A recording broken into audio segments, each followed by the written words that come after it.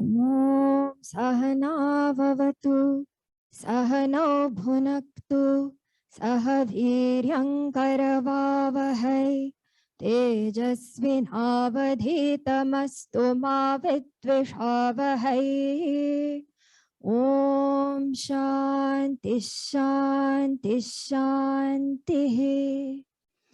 Samasta Jana Kalyane Niratam Karunamayam Namami Chinmayam Devam Sadgurum Brahmavidvaram Ishvaro Gururatmeti Murti Bheda Vibhagine Vyomavad Vyapta Dehaya Dakshinamurtaye Namaha. Sada Shiva Samarambha Shankaracharya Madhyama Asmadacharya Paryantam Vande Guru Paramparam Vande Guru Paramparam. Hari Om. So our Bhagwan Shivaji has taken up abode at this wonderful Somnath center. So we will begin with just a few lines of Nama Sankirtanam to Bhagwan Shivaji. So everyone please join. Om Namah Shivaya, Om Namah Shivaya, Om Namah Shivaya, Om Namah Shivaya, Om Namah Shivaya, Om Namah Shivaya, Om Namah Shivaya, Om Namah Shivaya.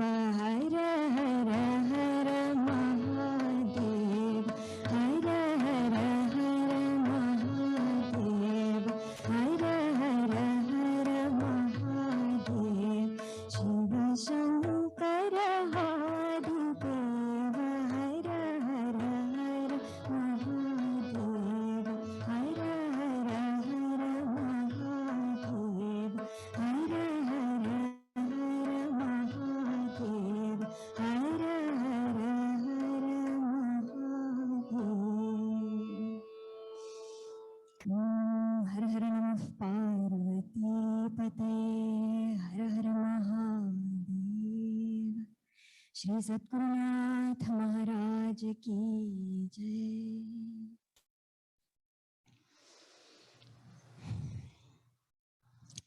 Sanatana Dharma, our eternal Dharma. What defines us as Hindus? But how do we live this Dharma? And are we living it in accordance with the precincts of our scriptures? How can we assess such a vast concept and its application? So today, We will see.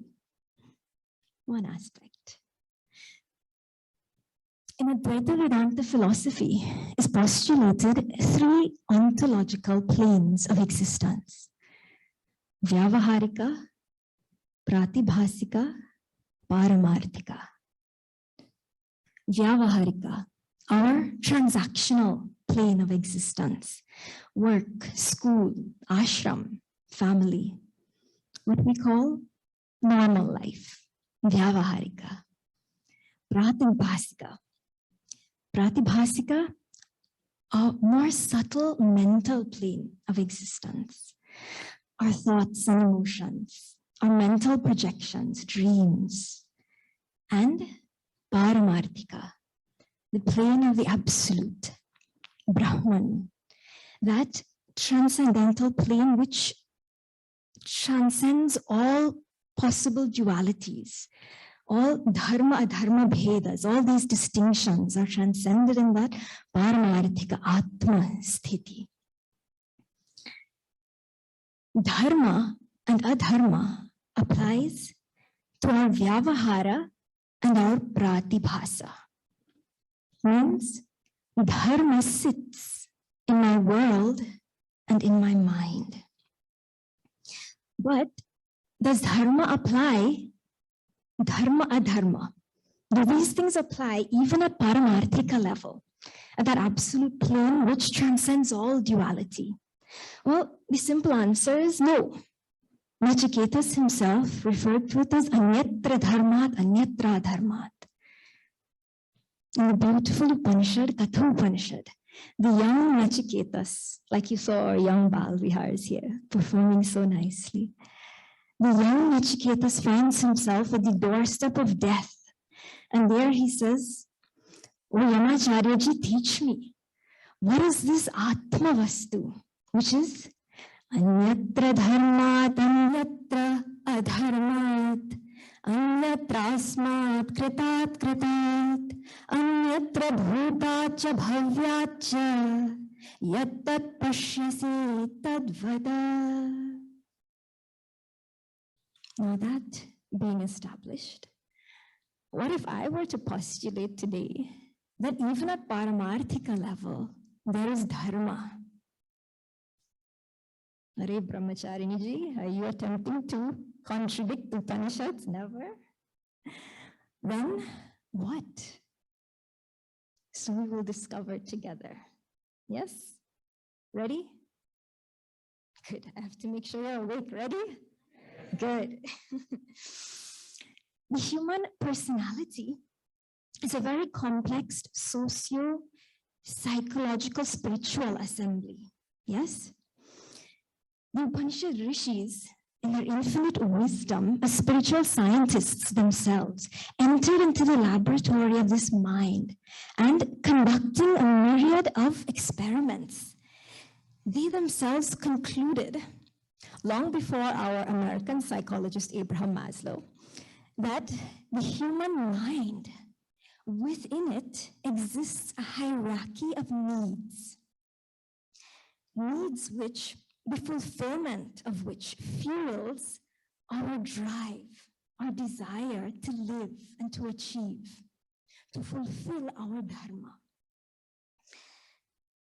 They discovered that our psychological health and our ultimate spiritual evolution was predicated on the ability to achieve successfully satisfaction at each level of this pyramid of needs. Initially, at a gross physical level, we all need to fulfill that need for food, clothing, shelter, etc., health. Then, at increasingly and sequentially subtler mental levels, the need for stability and support. Then, love and connection. Then higher still to academia, achievement, esteem. Then culminating in morality, higher pursuit, divine intent and purpose. This is where modern psychology ended.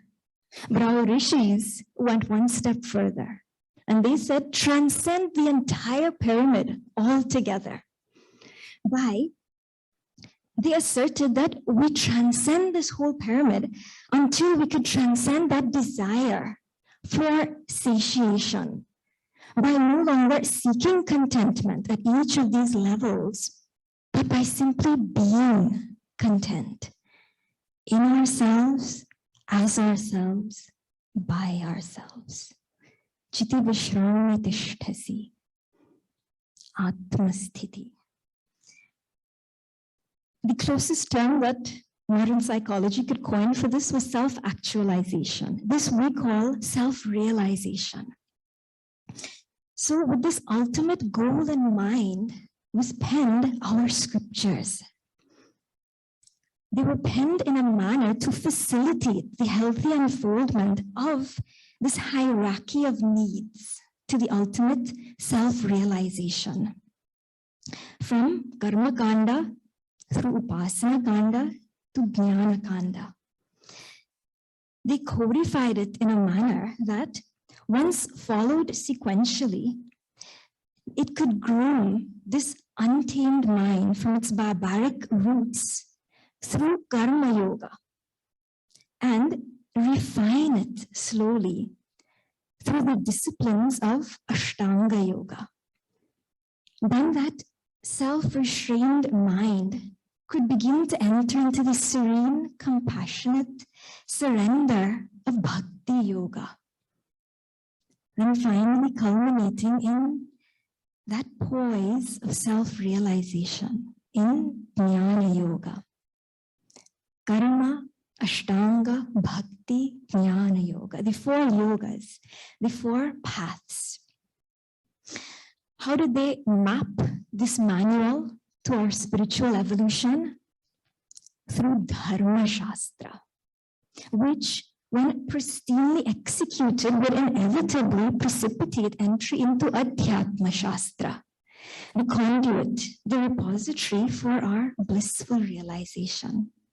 What was the seed, the bija behind this brilliant scheme?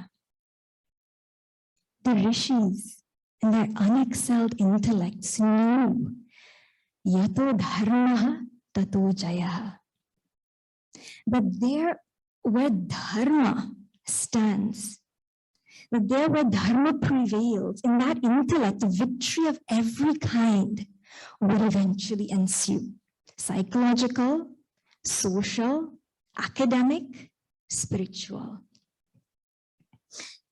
Dharma is our entry point to that journey of self-realization, where dharma sits firmly in that intellect, in that society. Every layer inevitably elevates and rises. Where in Shastra is this given? Our reference for this. In the epic of Mahabharata, it is said that when Bhagavan Shri Krishna went off into the forest with the Pandavas, the Kauravas searched fervently for fear that the time would expire. Duryodhana, desperate, sought wise counsel from the noble Vidura. Vidura advised, Yato Krishna tato dharmaha, yato dharmaha tato jayaha. He said, O Duryodhana, seek out that kingdom which flourishes beyond compare. There you will find the Pandavas. Because where there is Krishna, there is Dharma. Where there is Dharma, there is victory. That kingdom will flourish. Do we want our society to become that kingdom of Dharma? Where yato dharma tato jayaha, a kingdom or a society of abundance, of righteous victories for our children to see and to grow in. Dharma will never let that society fall, which supports dharma. Why? Dharma rakshita rakshitaha. Dharma protects those who protect dharma. Is this our vision for our Chinmaya family and our society here? Of course. But then, if this is our vision for our children and grandchildren, then the paramount question becomes, how can we become that torchbearer of Dharma for our society? How can we execute this role with altruism? To do this, we must first understand the essence of Dharma in me. And the answer to what is the essence of Dharma in me can only be understood when I can successfully interlink these two components herein, Dharma and me. So I have to first discover who am I, and then factor Dharma into that. Yes? So our journey begins with that question, who are you?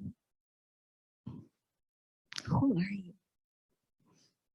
The timeless question of every ardent seeker. The question that starts us all on our quest to self-realization. But this time, let us explore, let us inquire through a little more atypical method. Who am I? Am I Vyavaharika, Pratibhasika, or Paramarthika? Or am I all three put together? What do our Shastras and Aptavakya, the words of the wise ones, say about this? The 7th chapter of Panchadashi, Triptideepa Prakarana, there Vidyaranya Swamiji reveals that hidden within this concept of I are actually 3 differentiations.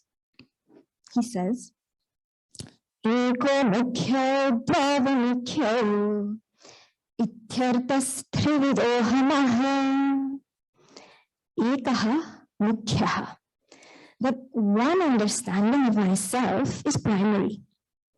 Common understanding, how we all generally understand, this is what I am. Dvau amukhyo, 2 are not as easily extracted or understood, these other 2. Ahamaha trividhaha ityarthaha. In this way, the sense of I is threefold. Have you ever thought of ourselves in 3 parts? What is the definition of the first I? Let us discover ourselves. He says, Kuthastha abhasayoho vapuhu anyonya adhyasarupena eki bhuya bhavet. That Kuthastha, that pure consciousness within, abhasayoho vapuhu, and Chid abhasa, reflected consciousness, means this ahankara, sabhasa ahankara that I see as myself. Anyanya adhyasa rupena, that due to the mutual superimposition of that pure self and this ahankara that I see myself as, eki bhuya bhavet, both of these become identified as one. The substratum becomes merged into the superimposition. And when I see this BMI, I think this is me. This body, mind, intellect is all that I am. Atma remains hidden. This is common understanding from our childhood, how we think this is what I am. In our society also, those who are not blessed, like all of us here, they have been exposed to Vedanta. And they say, what next birth? When this body is finished, I'm done. No problem. This is what I am. First understanding. This mukhya artha, primary understanding, but itself a misunderstanding of the concept of I. When I'm still asleep to the idea that there can be a higher divinity pulsating within this BMI, in my slumber of ignorance, in my pratibhasa, this is my understanding of myself, my own mental projection of who I think I am. Skin deep, yanisha sarvabhutanam, We're all asleep when we see ourselves as this. This Vidyaranya Swamiji says, Mudhaihi prayujyate. He says, this is how dullards see themselves. But we are not mudha buddhi, right? So means our understanding of ourselves must be one or both of the other two arthas of I. So how does the wise one understand himself? So Vidyaranya Swamiji says there, Prathak abhasa kuthastau amukhya tatra tattvavita paryayena prayante ham shabdam loke cha vaidike. He's one, like yourselves. How do we see ourselves? We understand Prathak. Those who have studied are aware that there's something more here. Prithak, we can separate out these two concepts, that abhasa kuthastau, that there's a reflected consciousness identity within the self, vyavaharika jiva, that jiva concept. And from this, we can separate out a higher understanding of myself, kuthasta, atma. Prithak, that ability to separate jiva from atma. This is the two amukhya arthas, the two other understandings of who I am. Paryayena prayunte, these two alternate understandings. The intelligent one is very keen to their application. When we transact out there in the world, we can utilize this jiva identity very appropriately, very effectively as we transact in the world outside. But when we sit in our quiet moments, we know there's a paramarthika identity within here, which we can come to recognize through our understanding of scripture, Vedike. Through Jagrat Viveka, the wise one is aware that he knows the pure self is the substratum of the reflected consciousness which is expressing through this body-mind intellect. That lower I, while transacting in all worldly vyavahara, fulfilling all varna ashrama dharmas, in and through all of these worldly transactions, he is capable of holding strong this true identity, his paramarthika identity as Atma. These two amukhya ahams, these two other understandings of myself, these are the two layers of my personality, my identity, at which dharma must be applied. These are how the wise one understands himself. The ones like us who are capable of living life at both of these levels. Remember where we started, our primary quest. How can I become that torchbearer of dharma for my society? So for that, we understand who am I and how dharma factors into that. So now we have delineated the first aspect. Who am I at these three levels? Two main ones. We saw how Vidyaranya Swamiji has very intelligently separated out for us. So now that I understand these two main concepts of myself, vyavaharika jiva and paramarthika atma, now to fulfill my dharma, I must learn how to apply dharma in at both of these levels.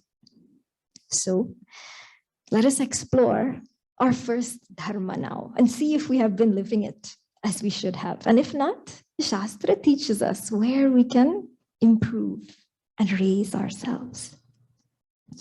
So, vyavaharika, I, jiva. The transactional identity of this BMI complex is pivoted on our kama, on our desires and their fulfillment, sattvic, rajasic, and tamasic. These desires are what define us, actually. A man is a product of his thought, and desires are what fill our minds. So even scripture has analyzed the thought foundation of human beings and have revealed to us that the psychosocial character of ourselves revolves around that Eshanatraya. These three strongest desires that humans possess: Putreshana, Lokeshana, and Vitteshana. Putreshana, that desire for love and communion, family relations. Vitteshana, desire for wealth and procurements. And Lokeshana, desire for achievements, accolades, from the smallest of acknowledgements to the largest of compliments. All of our achievements, including academia and scholarship, fall into this third one.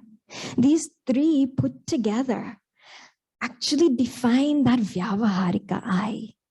These are the desires that shape our character. But I want you to notice very carefully how these three actually fall within the precincts of Artha and Kama, Purushartha. Purushartha Chatushtaya, the four Purusharthas, the four pursuits of human life. This we should all have heard of. Dharma, Artha, Kama, Moksha. Bread and butter of Sanatana Dharma, right? Most of us would know Dharma, Artha, Kama, Moksha. These four, our Eshanatraya falls mainly into the first, these middle two, Artha and Kama, which interestingly, medical vasanas always act up. It's actually Maslow's hierarchy of needs, which we looked at in a different orientation. But here's the beauty of our spirituality. Within these four, in Sanatana Dharma, it is always emphasized that Artha and Kama must be guided by Dharma. Our wealth and our desires must always be on the foundation of nobler pursuits, righteous intentions for successful character evolution to eventually fructify moksha. So the question we must ask ourselves is our artha, our wealth, and our kama, our desires, being expressed and utilized in tandem with dharma? Are we living our dharma as our scriptures have aligned? Or in Kali Yuga, is it being lost? In Krita Yuga, in Satya Yuga and Treta Yuga, Artha and Kama, Dharma was the foundation and the fuel of those societies. Every pursuit of Artha and Kama, wealth and desires, were rooted in the higher moral principles. As time progressed, the society regressed to the point that at the cusp of Dwapara into Kali Yuga, Raja Parikshit would discover Kali Yuga, Kali, as a ruthless man beating the bull of Dharma, a bull that now stood on one leg. That bull desperately trying to protect his female cow of Mother Earth. In Kali Yuga, our Mother Earth is crying. Our Prithvi Mata, the literal physical support of our lives, we eke out everything that we can from her and then leave her aside. Like the ungrateful children of a benevolent mother. And her consort, Dharma, weeps. A dharma that stands on one leg. A dharma that stands on one leg cannot stand firm. Are we ready to give him our two legs? Dharma lives in us, as us. And if we do not stand for dharma, then dharma will fall. Are we ready to be our Gurudev's warriors of dharma? As he makes us pledge every Sunday right here to serve as an army, courageous and disciplined, ever ready to fight against all low tendencies and false values within and without us. We must be the change we wish to see in this world. And how do we do that? Live by Dharma Shastra. Dharma Shastra has taught us that our entire Vyavaharika existence is rooted in and fueled by these 4 Purusharthas. Understanding their intricacies and their interplay, we can come to master that one purpose of human life. Dharma Sahita, Artha and Kama is what delivers moksha. When Raja Parikshit accosted that ruthless Shudra of Kali, whose hands were stained with the blood of that bull of Dharma and the tears of Prithivima, he banished him from his kingdom. But Kali, cunning and very manipulative, as Kali can be to all of our minds, he fell at the feet of Raja Parikshit and said, "O king, please, do not banish me. Yours is dominion over the entire earth. Where can I go which is beyond your kingdom? Such a place does not exist. O king, I too am one of your subjects. Please, I seek refuge in you. Give me some place where I can stay." Raja Parikshit's soft but righteous heart knew that it was against the dharma of a king to kill anyone who sought refuge in him. And so he reflected and eventually allowed Kali. He said, "Very well, I will give you 4 places where you can reside, and only here: in gambling, lust, alcohol, and violence." Kali begged, "These are not enough for me, sire. Please give me something more." We all know how Kali affects our minds. Give me something more. Raja Parikshit thought, and as an afterthought, he said, "Very well, gold also may be your abode." Notice these 4: gambling and gold, wealth, artha purushartha, lust and alcohol, which fuels violence, with the other 3. Kama purushartha, desire, obsession. Kama is what drives lust and the consuming of alcohol, which can precipitate violence.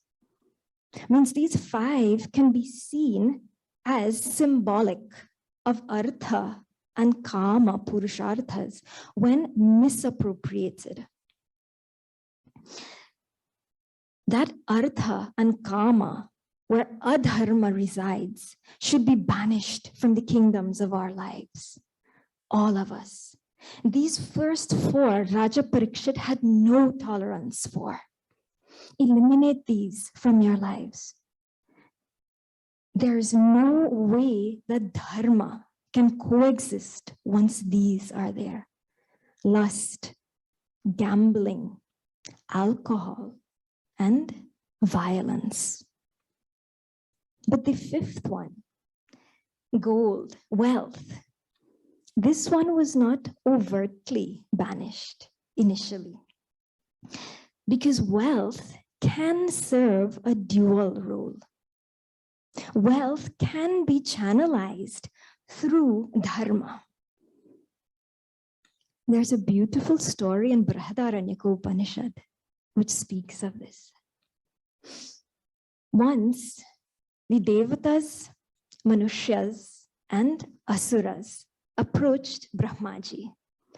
The divine beings, the race of men, and the demonic beings. They all approached the father of the creation. And they said, "O Prajapati, O father, please give us upadesha, teach us." Prajapati looked at each and pensively studied. Then he pronounced the single akshara, da. Ta, tha, da. Just that. Entire Upadesha over one letter. Imagine if our Vedanta course was like this. Vijay uncle is laughing.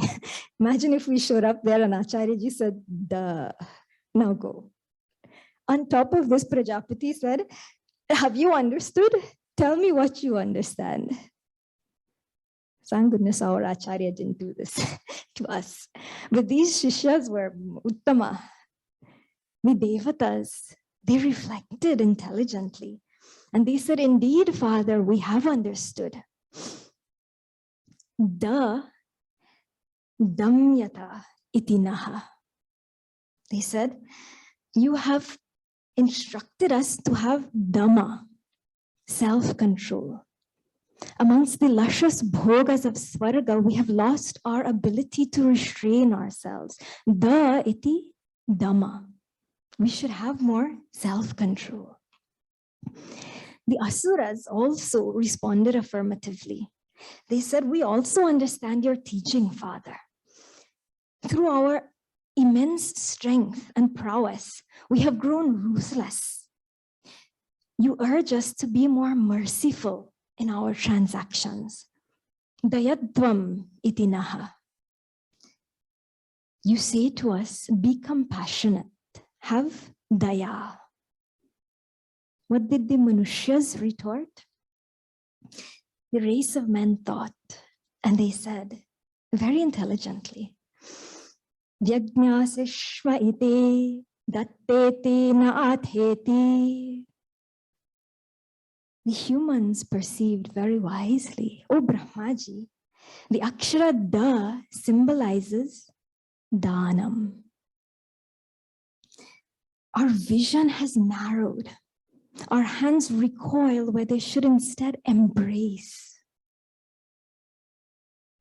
Brahmaji smiled and he said, "Om iti vyajnasishtha iti." Brahmaji smiled and said, "Very good. You have all understood." Brahmaji did not instill wisdom into them, actually. He accepted all three interpretations because each one of them recognized the quality that they lacked. Each one recognized and in the presence of the Guru became cognizant of the appropriate sadhana which was required for them to fill the insufficiency that presently obstructed them from living to the full potential of their dharma. For humans, da iti dhanam. Charity is what upholds our vyavaharika dharma. Now we may think charity, and there's so many other nobler qualities. How come charity? Have you ever thought of the range, the spectrum of what charity does to us and our personality when we give of ourselves? We all seek happiness. We go to a nice restaurant, but next week we need to go again. We go on a nice vacation, but next year we need to go again. Have you ever visited an orphanage, a children's home? And you give of yourself, you feed them, you give them food, and you see that sparkle in their eyes. They're so happy to get. You give them a toy and tears come to their eyes, something that your children would just throw, and they're so grateful. In those moments when you give, the fulfillment that comes to your heart, you remember that for decades to come. When we give of ourselves, in emptying ourselves, we become so full. Our Puja Gurudev used to say, only the person who is full can give of himself. In that seva bhava, when we truly give, then we can stand as those stalwarts of dharma. Or Gurudev gave so much of himself that he forgot who he was. This is how our vyavaharika identity merges. Give of ourselves, empty ourselves. And in emptying, we become so full. Charity is not just giving money.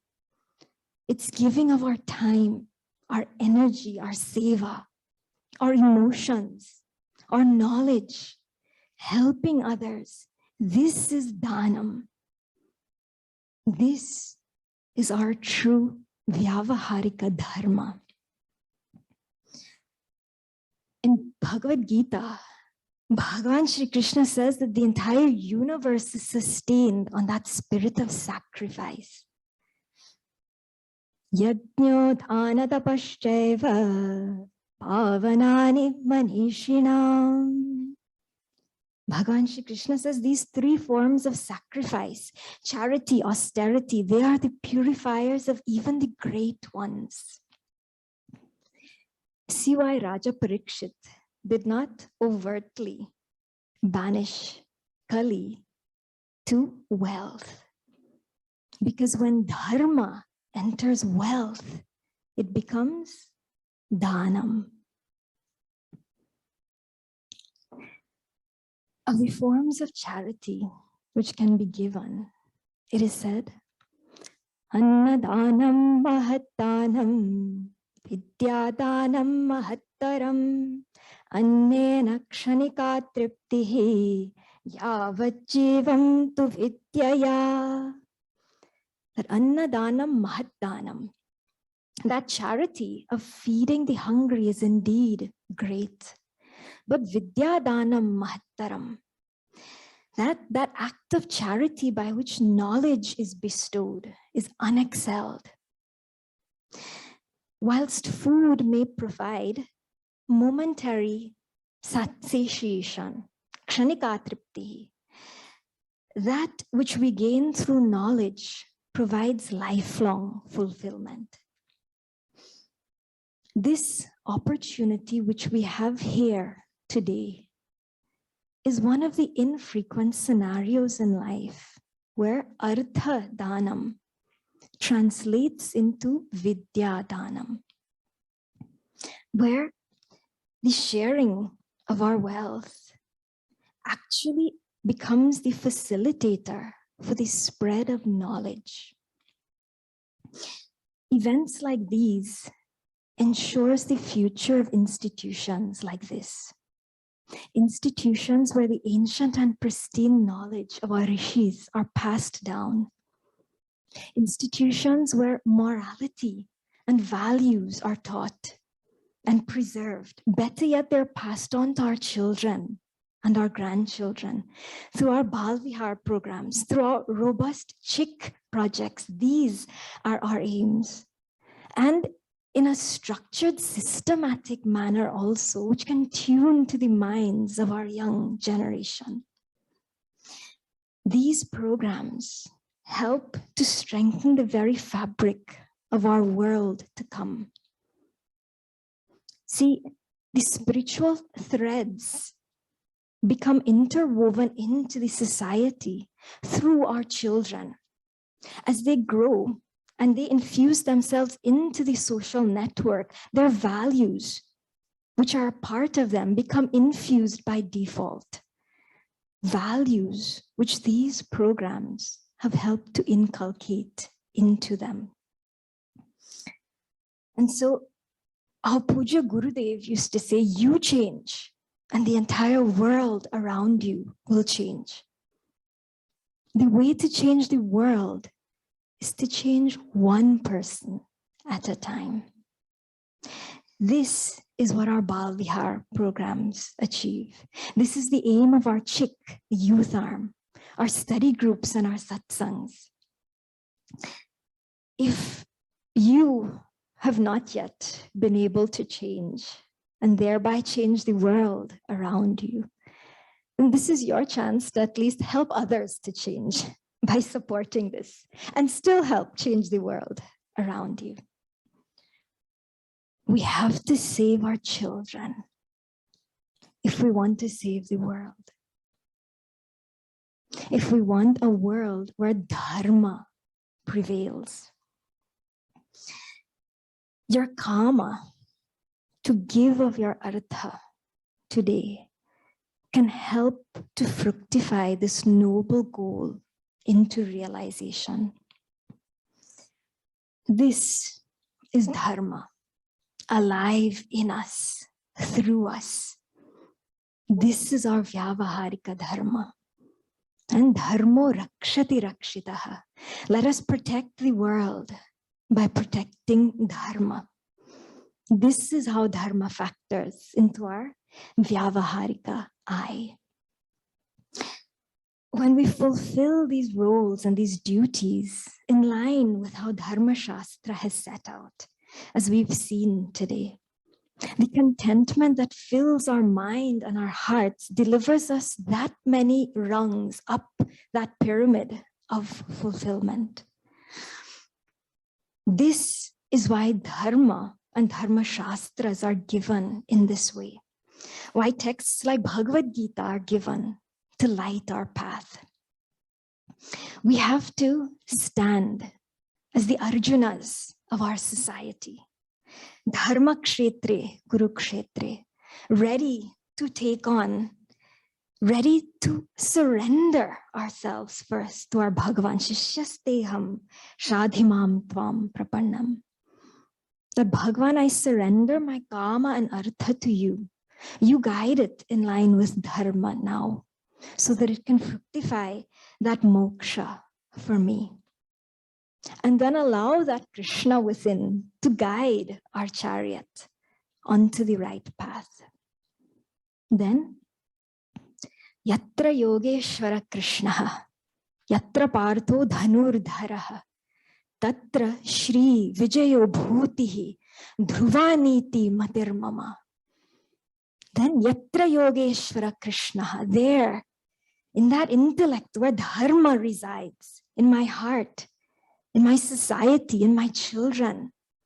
Yatra partho dhanurdharaha, there where we stand as the Arjunas, dhanurdharaha, with bow and arrow in hand, ready to fight his battle of dharma. Through us ourselves will he deliver. Tatra Shri Vijayo Bhutihi. Prosperity, victory, welfare of all. Dhruvaniti, firm policy, dharmic society. Matir Mama. This is Bhagwan's conviction. Matir Mama, he himself is convinced that he will deliver a better world through us. This is our vyavaharika dharma. Are we ready to be the Arjunas of our society? To hand over the reins of our mind to our Bhagavan Shri Krishna, to the ultimate charioteer. This becomes the next step in our spiritual journey. The final step, actually, that once I have surrendered my artha and kama in line with dharma, and I have become that torch bearer of dharma for my society through that lower eye, now that contentment, as it begins to set in, I naturally seek out the next step on that pyramid of needs. But lo, I discover that I am at the top of the pyramid now. Morality and spiritual pursuits are given at the top of that pyramid. So then what do I do now? What did the rishis say? Transcend the whole pyramid altogether. So now what happens is that I must surrender that dharmic vyavaharik I to paramartha. This becomes my final step in my spiritual journey. That I relinquish the reins of this mind to my Paramarthika, that supreme charioteer, Bhagwan himself. That Vyavaharika I must now merge to my Paramarthika Dharma. This is my final step. Paramarthika Dharma. So our concluding topic, last concept of the three concepts of I. But what dharma can possibly apply, what rules and regulations can possibly apply at the transcendental plane, which, as Nachiketas reminded us, is anyatra dharma, anyatra adharma. So now it gets a little interesting. So I want you all to notice carefully. We'll do a little thinking.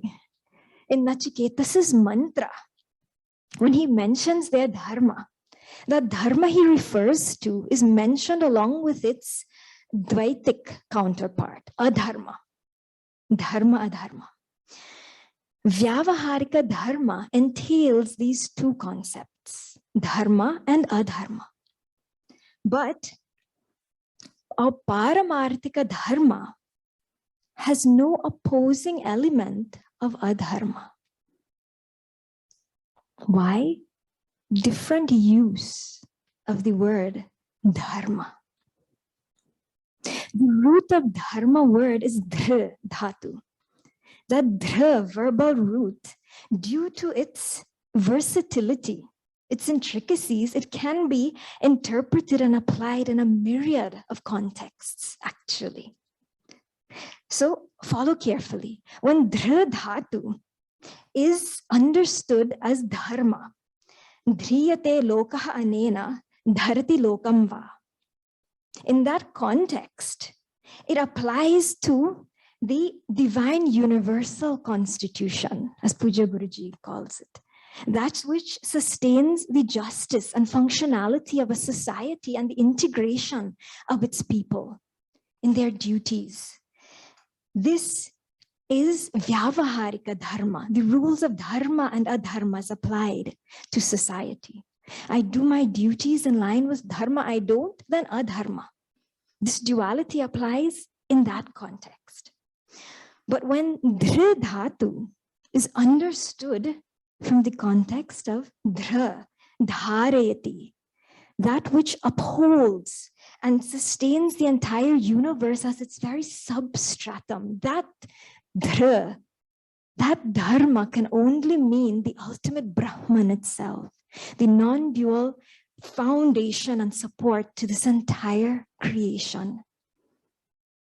This second context of the word dharma implies my very nature, that due to which I am, that without which I will cease to be, my very core existence itself is my ultimate dharma. Brahman. This is my dharma, my nature, my dharma. Second concept. This application of dharma, non-dual Brahman, one without a second, can therefore not have any second opposing element. What can compare to Brahman? What can measure up in order to oppose it? So this dharma has no adharma counterpart. The non-dual interpretation of dhr dhatu applies to my paramarthika dharma, my highest dharma. The dvaitic, dualistic interpretation of dhr dhatu applies to my vyavaharika dharma, dharma adharma. And so dharma must be understood at two very distinct levels, but applied at both for me to live and realize my truest dharma. And so in Katha Upanishad, which I was not contradicting, in Katha Upanishad, where our Nachiketas refers to Atma as anyatra dharma, he was referring to the second concept of dharma. That Atma, which is different from dharma, beyond, untouched by adharma. Bhagavan Bhashyakara explains it there. Adi Shankaracharya ji. Little Bhashya will include also. This is the sweetness, all the front rasas we have to add. So small bit of Bhashya we'll see here also. That there Bhagavan Bhashyakara says, Anyatra dharmat. That dharma which Atma is beyond. Shastriya dharma anushtana tat phalat. Tat karakebhyah cha prithak bhutam ityartha. He says that dharma which Atma is anyatra, different from, is shastriyat. Dharma anushtana tat phalat. It is those dharmas as ascribed in Shastra or Vyavaharika dharma adharma. The dharma is applied to our Vyavaharika I. Atma dharma is sarva vyavahara gochara atitam. Beyond the reach of this Vyavaharika mind, which is where dharma and adharma applies. My highest dharma, my paramarthika dharma is beyond this mind itself, behind the mind as the substratum of that mind itself. My highest dharma is beyond this mind. Manasa vak agocharam. Sounds unattainable. Our Puja Gurudev used to say, seek the unborn mind, the mind before it was born. What does this mean? Brihadaranyaka Upanishad guides us. Atma va are drashtavyaha, shrotavyaha mantavyaha nididhyasitavyaha. That the way to know paramarthika dharma, the way to know the essence of this Atma begins with the mind first, in Shravanam. Study, learn, reflect, then penetrate to the pensive intellect in Mananam, but then finally transcend mind and intellect complex all together in the peaks of Nididhyasanam, when mind itself falls away in that blissful samadhi. Mandukya Karikas calls this amani bhava, amani, no mind. Hare Brahmacharini Ji, what impractical advice. How are we supposed to survive and transact in this world without a mind? Is this useless information? Not at all.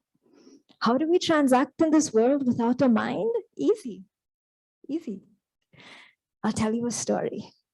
Last story for today, then we're finished. Uddhava once approached Bhagavan Shri Krishna, confused as to Bhagavan's constant rumination and attachment to the Gopis and the people of Vraja. Bhagavan said, if my devotees' minds are absorbed in me, how can my mind not go to them? Uddhava said, but Bhagavan, I can't stand to see you like this. And Bhagavan conceded. He said, very well, Uddhava, you go to Vraja. You tell them, forget about me. Only then I can forget them. You teach them Vedanta. Teach them of that supreme formless Brahman so that they can let go of me with this form as Krishna. Now Uddhava sees himself as a bit intellectually superior. So he goes a bit reluctantly. I have to teach these Gopi girls Vedanta. Let me see. So he goes reluctantly. And he begins, of course, by scolding them, as all good teachers do. He starts off now. Bring your mind here. Pay attention. Are you all paying attention? Bring your minds here. Pay attention. No wandering. He says, the Gopis look at him. He says, oh, Uddhavaji, this Vedanta which you're going to teach us, we need a mind to understand this, no? No, Uddhava must have thought, hi, Krishna, where did you send me? This is an exercise in futility. These girls are gone cases. He says, yes, you need a mind to understand Vedanta. They said, but Uddhavaji, we have no mind. Our minds went with Sri Krishna when he left. He took it away and he never gave it back. They said, even now our minds are with him. The gopis would execute all of their household duties, fulfill all of their vyavaharika dharma, mind ever merged in their Krishna. Mind relinquished to their paramarthika dharma whilst transacting within vyavahara. When we can learn this balance, rooted in vyavahara, fulfilling our vyavaharika dharma, but mind ever absorbed in our paramarthika dharma, our true nature. When we can achieve this, then we become the true stalwart of dharma. This can deliver all of the Purusharthas, dharma, artha, kama, moksha. The bliss of all goals achieved happens when we can fulfill this dharma the way the gopis did. This is how our Gurudev acted in this world. Fulfilled every vyavaharika dharma, never forgetting that ultimate connection. This is how we must fulfill our dharma on both of these levels. When we can do this, we become like our Gurudev. Then we become the torch bearers for our children and our grandchildren and every generation to come. Sounds difficult.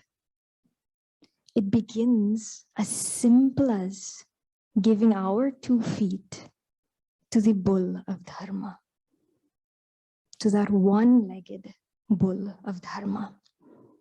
By refusing to let the vagaries of Kali infiltrate our artha and kama, and instead let dharma guide our wealth and our desires. Fulfill your vyavaharika dharma, bas. Realizing our paramarthika dharma will unfold effortlessly. Why? Because it's the little things that lead to the big things.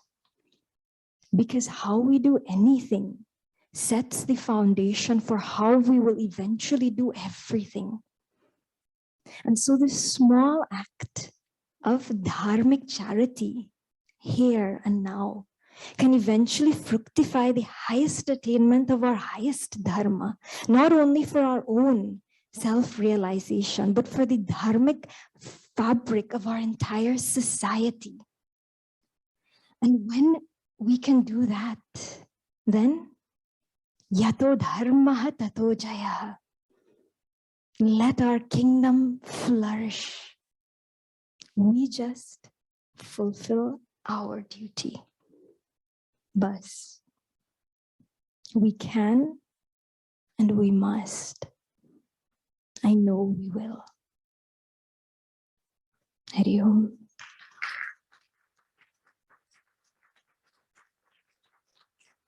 Shri Satgurunath Maharaj ki Jai.